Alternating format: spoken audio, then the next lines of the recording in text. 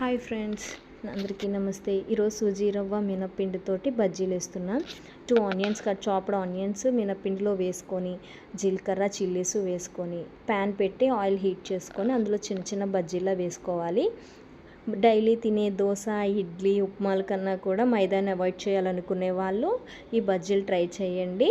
Very simple. మినప్పిండి ఇడ్లీ పిండిలోనే కొంచెం సూజీ రవ్వ యాడ్ చేసుకొని మనం పిల్లలకి కొంచెం ఆయిల్లో ఫ్రై చేసి బజ్జీలు అడుగుతూ ఉంటారు కదా పిల్లలు ఎక్కువ, బజ్జీ అని. సో మైదాన్ని అవాయిడ్ చేయడానికి ఇలాంటి చిన్న చిన్న బజ్జీలు ఇలా వేసి క్రిస్పీగా ఫ్రై చేసుకొని పిల్లలకి గార్నిష్ చేసే మంచిగా బ్రౌన్ కలర్ వచ్చిన తర్వాత, గోల్డెన్ బ్రౌనిష్ వచ్చిన తర్వాత తీసి సర్వ్ చేయొచ్చు.